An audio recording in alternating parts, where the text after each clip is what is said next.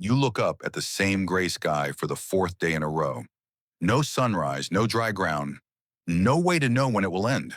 For most of human history, weather was not something you checked on a screen. It was something you lived inside of, one soaked day at a time. There was no forecast. There was no umbrella waiting by the door. There was only the rain and what you did next. So what did your ancestors actually do when the sky refused to clear for a week straight? The first answer is simple. You did not fight the rain. You found shelter and you stayed close to it. At Sibudu Cave in South Africa, researcher Lynn Wadley of the University of the Witwatersrand uncovered layers of woven plant bedding built up over thousands of years, some of it more than 70,000 years old. That bedding was not a one-night arrangement. It was repeated, maintained, and reused, exactly the kind of pattern you would expect from people riding out long stretches of bad weather in the same dry spot rather than moving every single day. Old, damp bedding was sometimes burned off and rebuilt fresh, a small piece of housekeeping that only makes sense if people were staying put for extended periods, not passing through for a single night. Staying in one place for days at a time changed what your body did with its hours. Anthropologist James Sussman, who spent years studying the Huansi people of the Kalahari, found that in normal conditions, people in these societies worked only around 15 hours a week gathering food and making tools. On a good week, that leaves an enormous amount of time simply sitting together. On a rainy week, with hunting and long-distance foraging paused entirely, that number dropped even lower. The forced pause was not empty time. It was time that had to be filled with something else. Think about what filling that time actually looked like. It was not idle staring at cave walls. Rainy days were repair days. Spear shafts were checked for cracks.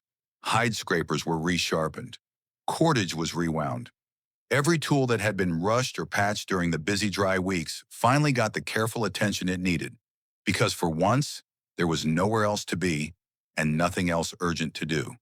That something else turns out to be one of the most important things your ancestors ever did. Picture a rock shelter.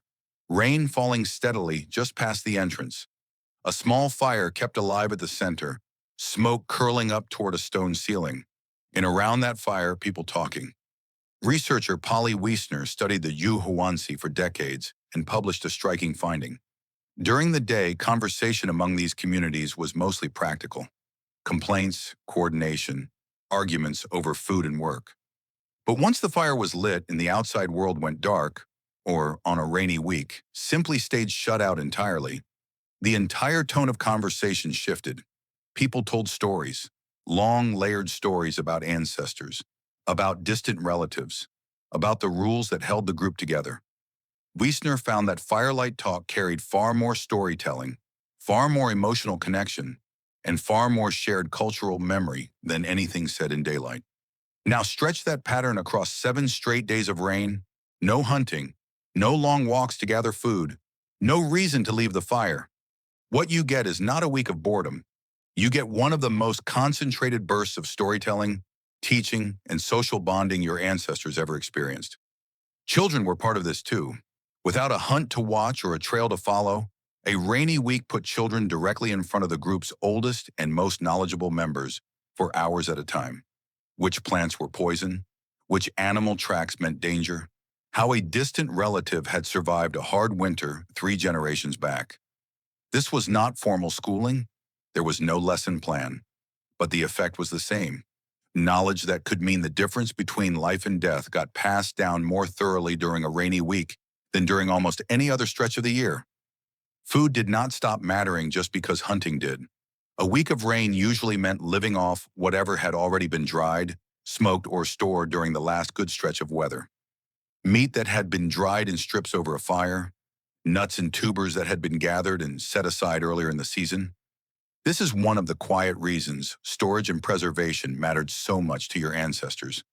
It was not just about surplus, it was about having something to eat on the 4th straight day of rain when nobody could safely track an animal or find fresh plants in the mud. A group with nothing stored away faced real hunger the moment bad weather rolled in. A group that had planned ahead simply waited it out, fed and dry. Sleep patterns likely shifted too.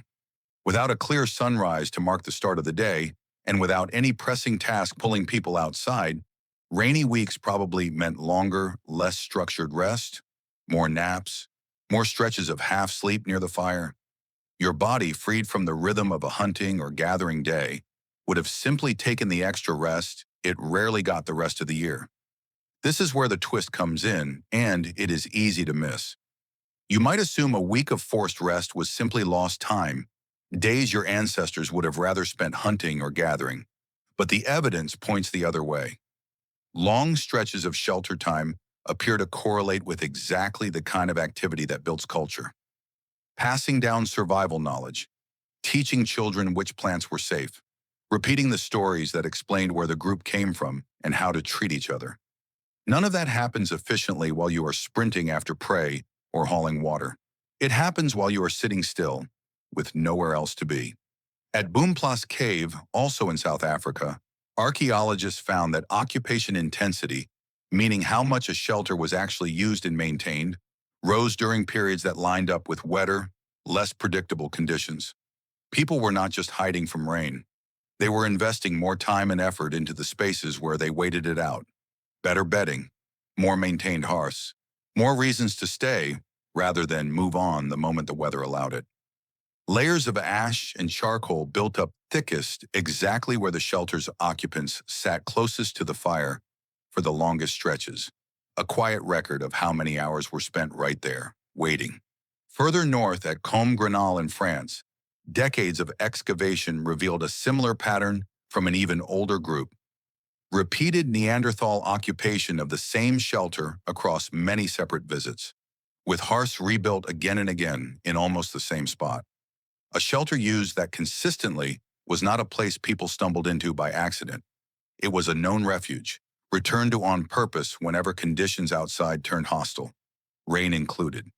So a full week of rain was not simply an obstacle your ancestors endured. It was, in a strange way, a kind of forced classroom. A week where the only real job left was talking, teaching, and staying warm together. The people who used that time well, who told the stories clearly, who passed down the right knowledge, gave their children a real advantage once the rain finally broke and the hunting resumed. Think about what that means for something as basic as human closeness itself. The bonds formed at a fire during a rainy week were not a side effect of survival.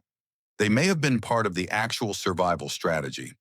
Groups that talked more, taught more, and remembered more together were groups that made fewer deadly mistakes once conditions improved. A week of rain, in other words, may have quietly shaped how social, how talkative, and how connected an entire group became. Now think about your own rainy week. Trapped inside, scrolling, waiting for the sky to clear, treating the delay as wasted time, something to get through until real life resumes. Your ancestors would not recognize that feeling as waste at all. To them, a week of rain was not an interruption to real life. It was one of the few windows where real life, the stories, the teaching, the closeness that held a group together, actually had room to happen.